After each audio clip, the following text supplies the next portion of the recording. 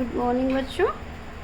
आज हम लोग आपके इतिहास की पुस्तक के तीसरे पाठ नदी घाटी की सभ्यता हड़प्पा सभ्यता के विषय में पढ़ेंगे। बच्चों, नदी घाटी की सभ्यता का क्या तात्पर्य है? यानी जिस सभ्यता का विकास नदी के किनारे हुआ है उसे हम कहते हैं नदी घाटी की सभ्यता। इसके अंतर्गत आज हम हड़प्पा सभ्यता के बारे में पढ़ेंगे। आजकल आप देखते हैं कि कुछ लोग गांव में रहते हैं तो कुछ शहरों में रहते हैं। दोनों ही जगह के रहन सहन में कुछ कुछ समानता होती है तो कुछ कुछ विभिन्नता भी होती है। आज से लगभग 2500 साल पहले भारत में नगर थे। क्या आपको ये बात पता है? आपको ये जानकर आश्चर्य होगा कि इन प्राचीन नगरों का निर्माण लगभग आजकल की तरह ही सुयोजित नगर निर्माण योजना की तरह होता था। और ये हम किसके आधार पे कह सकते हैं? ये हम उस समय के जो नगर के अवशेष प्राप्त हुए हैं उनके आधार पे कह सकते हैं कि उस समय भी जो नगर थे बड़े ही प्लानिंग के साथ, बड़ी योजना के साथ बनाए जाते थे, बसाए जाते थे। पूरे विश्व की प्राचीन नगर सभ्यताओं का विकास नदियों के किनारे हुआ। केवल भारतवर्ष में ही नहीं बल्कि विश्व में। विश्व माने विश्व का क्या अर्थ है? विश्व का अर्थ है ये दुनिया, ये संसार। तो पूरे विश्व में जितनी भी सभ्यता का विकास हुआ है वो सभी नदी के किनारे हुआ है। अब नदी के किनारे क्यों हुआ है? उसका कारण है, आपने पहले पाठ में पढ़ा था ना कि पहले इंसान क्या था? इधर उधर भटकता था। पहले वो क्या था? आखेटक था, फिर संग्राहक हुआ, फिर उत्पादक हुआ। पढ़ा था पिछले पाठ में। तो वही चीज़ है कि नदी के किनारे वो क्यों रुके थे? क्योंकि नदी के किनारे उन्हें खेती के लिए पानी मिल जाता था, इसलिए उन्होंने नदियों के किनारे ही अपने मकान बना रखे थे। तो नदी के किनारे होने का कारण था खेती के लिए पानी की उपलब्धता। इससे उन्हें अन्न उत्पादन में मदद मिलती थी। अधिक अन्न उत्पादन से क्या होता था? फिर व्यापार करना उन्होंने शुरू किया। व्यापार का मतलब क्या होता है?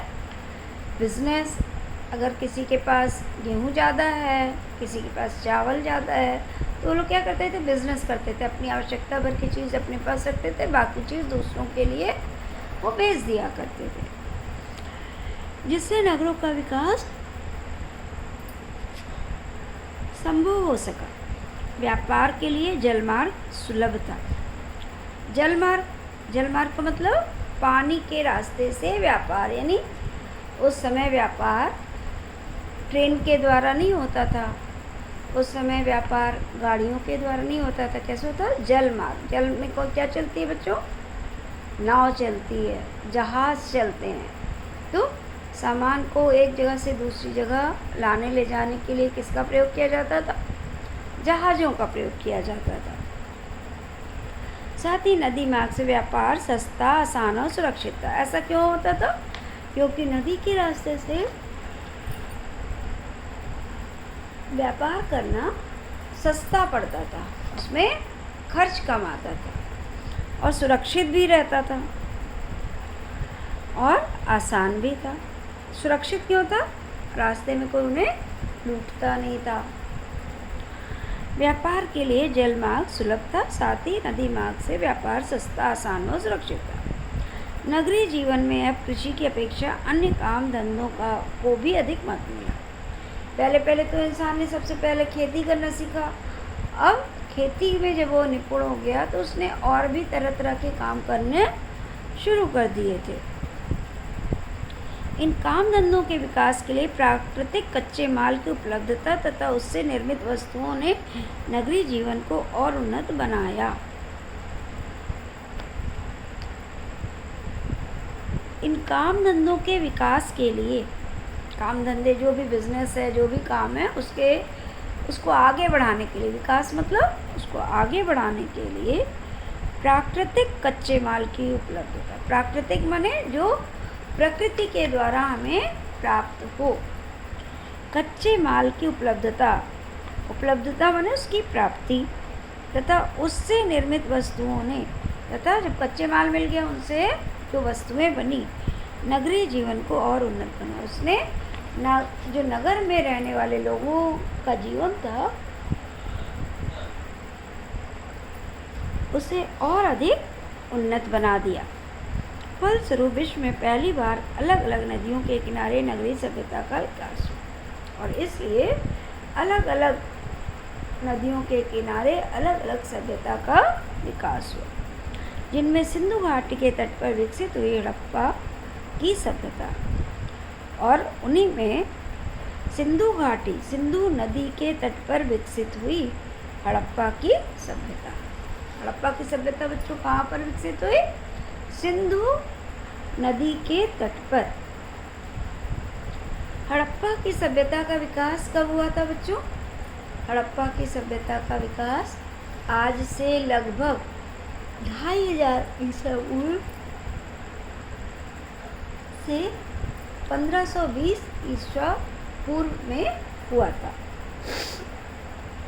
अब इस सभ्यता की खोज किसने की? तो कैसे पता चला कि हड़प्पा सभ्यता कभी अस्तित्व में थी? उस सन 1921 में जब भारत में अंग्रेजों का राज था, ये तो सभी बच्चे जानते हैं आप लोग कि भारतवर्ष सन 1947 में स्वतंत्र हुआ। तो उसके पहले भारत में किसका राज्य था? अंग्रेजों का राज्य था। तो सन 1921 में पुरातत्वविदों ने पंजाब प्रांत में हड़प्पा नामक स्थल की खोज की। पुरातत्वविद आपको बता चुके हैं, जो पुरानी चीज़ों के बारे में जानकारी रखते हैं। तो उन्होंने क्या किया? उन्हें पंजाब प्रांत में, पंजाब स्टेट, प्रांत माने स्टेट, पंजाब स्टेट में, पंजाब राज्य में हड़प्पा नामक स्थान की उन्होंने खोज की। इस स्थान से प्राप्त अवशेषों के अध्ययन से पुरातत्वविदों को ज्ञात हुआ कि यह एक नगरीय सभ्यता के अवशेष हैं। इसी प्रकार सिंध प्रांत में एक और गांव मिला जिसको लोग मोहनजोदड़ो कहते हैं। बच्चों नाम सुनने में कुछ अजीब सा लग रहा होगा, मोहनजोदड़ो। लेकिन मोहनजोदड़ो क्यों कहा गया? क्योंकि मोहनजोदड़ो का अर्थ है मुर्दों का टीला। हो सकता है इस जगह पर उस सभ्यता के लोग अपने मृतकों को दफनाते रहे होंगे, तो इसीलिए उसको क्या कहते हैं? मृतकों का टीला। यहाँ से भी नगरीय सभ्यता के अवशेष प्राप्त हुए हैं। हड़प्पा के साथ ही साथ कहाँ से मिले हैं? मोहनजोदड़ो से। हड़प्पा नामक स्थल से इस सभ्यता के अवशेष सबसे पहले मिले थे, इसलिए इसे हड़प्पा सभ्यता, इसके अवशेष क्योंकि हड़प्पा नामक स्थान पे पहले मिले इसलिए इस सभ्यता का नाम हड़प्पा कहा गया। पुरातत्वविदों ने इन स्थलों की विस्तृत खुदाई की। विस्तृत माने जब एक जगह खुदाई की, उन्हें कुछ अवशेष मिले, फिर दूसरी जगह की, फिर अवशेष, तो उनकी उम्मीद बढ़ती गई। उन्होंने कई जगह पर विस्तार से खुदाई की, तो नीचे दबा हुआ पूरा का पूरा शहर निकल आया। जब वो खुदाई करते गए तो उन्हें पूरा की पूरा एक बसा बसाया जैसे नगर, पूरा एक शहर ही मिल गया। अब वो जहाँ खोदते वहाँ उन्हें नगर की संरचना मिलने लगी। धीरे धीरे आगे और खोज हुई, कई जगहों पर खुदाई की गई तो पता चला कि उस समय एक नहीं, दो नहीं, कई नहीं नगर, ये नगर सिंधु नदी और उनकी सहायक नदियों की घाटी में बसे हुए थे। जैसे जैसे खुदाई हो रही थी ये पता चल रहा था कि ये नगर एक दो नहीं है, कई हैं संख्या में, और ये केवल सिंधु नदी के किनारे ही नहीं बल्कि सिंधु नदी की सहायक नदियों के किनारे पर भी बसे हुए हैं। इस सभ्यता के कुछ क्षेत्र आज पाकिस्तान में हैं भारत में रोपड़, पंजाब, कालीगंगा, राजस्थान, लोथल, गुजरात तथा दायमाबाद, महाराष्ट्र इस सभ्यता से संबंधित मुख्य पुरास्थल है। कह रहे इस सभ्यता के कुछ क्षेत्र आज पाकिस्तान में। बच्चों, आपको सबको पता है कि पहले हमारा देश एक पूरा भारतवर्ष था, लेकिन आज़ादी के बाद हिंदुस्तान पाकिस्तान करके इसमें 2 हिस्से हो गए। तो जब 2 हिस्से हो गए तो इस सभ्यता का, हड़प्पा सभ्यता का कुछ हिस्सा पाकिस्तान के हिस्से में चला गया और कुछ हमारे देश में, हिंदुस्तान में है।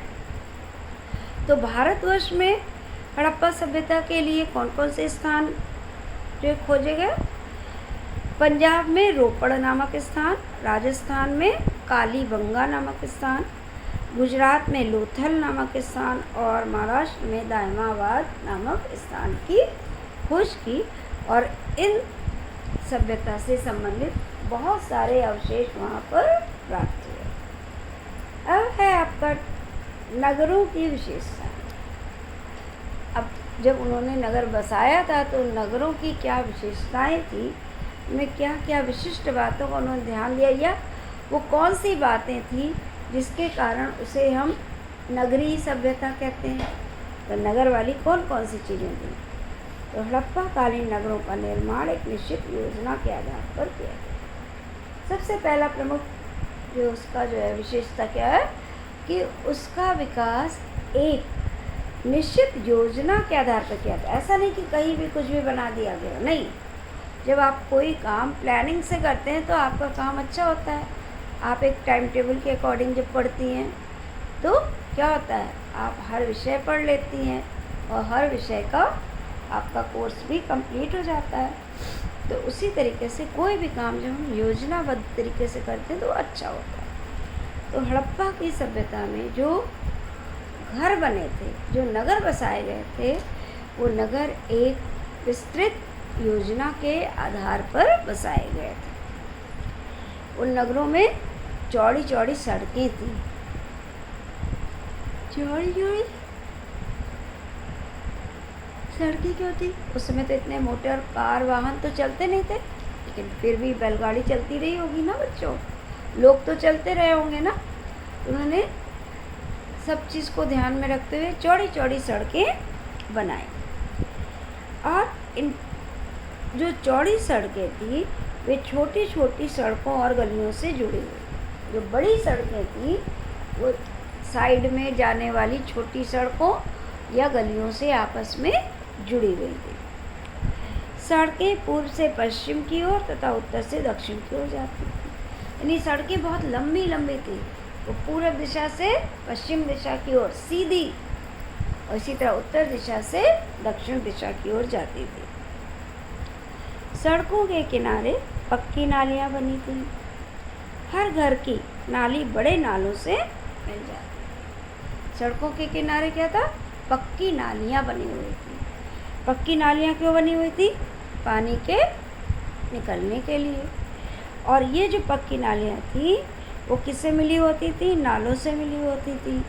और इसी तरह हर घर की नाली होती थी और वो नाली बड़े नालों से जाकर आपस में मिल जाती थी। हर नाली में हल्की सी ढाल होती थी ताकि आसानी से पानी बहे। और जो नाली बनी थी वो बिल्कुल सीधी नहीं, एक लेवल पे नहीं थी, उसमें थोड़ी सी ढाल थी, स्लोप था। आप पानी को सीधे फर्श में डालेंगे तो नहीं बहेगा, लेकिन आप थोड़ा सा ढाल वाली जगह पे डालेंगे तो बहुत तेज़ी से नीचे गिरता। तो इसीलिए उनकी नालियों में क्या था? थोड़ी सी ढाल थी, जिससे पानी बहुत तेज़ी से निकल जाता है। इससे क्या ज्ञात होता है कि हड़प्पा सभ्यता के जो लोग थे वो बहुत ही कुशल थे, बहुत ही बुद्धिमान थे और उन्होंने इन सब बातों का अपने नगर के बसाने से पहले ध्यान दिया। अब सड़कों के किनारे जो पक्की नालियाँ बनी थी वो घर की नाली बड़े नालों से मिल जाती। हर नाली में हल्की सी ढाल होती थी ताकि पानी आसानी से बह जाए। इससे पता चलता है कि इस सभ्यता के लोग सफाई और स्वच्छता के प्रति जागरूक हैं। इसको देख के क्या पता चलता है कि इस सभ्यता के लोग किस चीज़ के प्रति जागरूक थे, सफाई और स्वच्छता के प्रति जागरूक थे। भवन का निर्माण। अब नगरीय सभ्यता थी। क्यों नगरीय सभ्यता थी?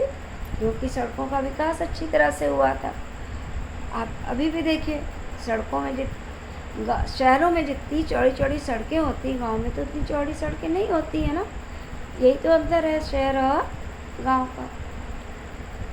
अब मकान को अगर देखा जाए तो गांव में अधिकतर मकान कच्चे होते हैं और शहरों में मैक्सिमम मकान आपको पक्के दिखेंगे, एक दो कच्चे दिखेंगे, लेकिन अधिकतर आपको पक्के मकान दिखेंगे। तो उस समय जो अवशेष प्राप्त हुए उससे पता चला कि जो हड़प्पा कालीन सभ्यता के लोग थे वो पक्के मकानों में रहते थे।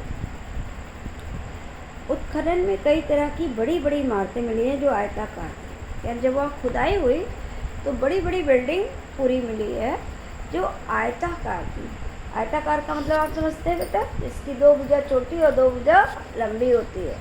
और वर्गाकार में क्या होता है? चारों भुजाएं बराबर होती है, जिसमें आमने सामने की भुजा जो है क्या होती है? बराबर होती है, लेकिन दो भुजा छोटी होती है और दो भुजा बड़ी होती है। कई दो मंजिला घर भी मिला, तो कुछ छोटे छोटे घर थे। जब खुदाई हुई तो बहुत बड़े बड़े घर मिले जो आयताकार थे।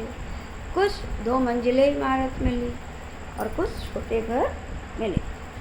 बेटा कितनी भी सभ्यता का विकास क्यों नहीं है, हर व्यक्ति की पॉकेट एक जैसी नहीं होती, हर व्यक्ति की आर्थिक स्थिति एक जैसी नहीं होती है। तो कोई बड़े बड़े घर में रहता है, कोई छोटे से घर में रहता है, कोई किसी का मकान एक मंजिला है तो किसी का दो मंजिला चार मंजिला है। तो इसी तरीके से हड़प्पा कालीन सभ्यता में जो मकान मिले हैं खुदाई में वो बड़े भी थे छोटे भी थे।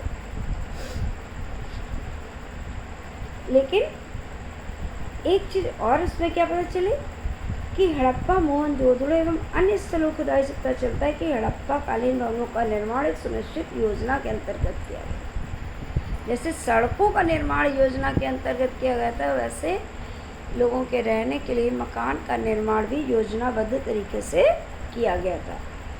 प्रत्येक घर के बीच में एक आंगन होता था। अब आजकल तो लोग फ्लैट में अधिकतर रहते हैं बच्चे, आंगन वांगन होता ही नहीं।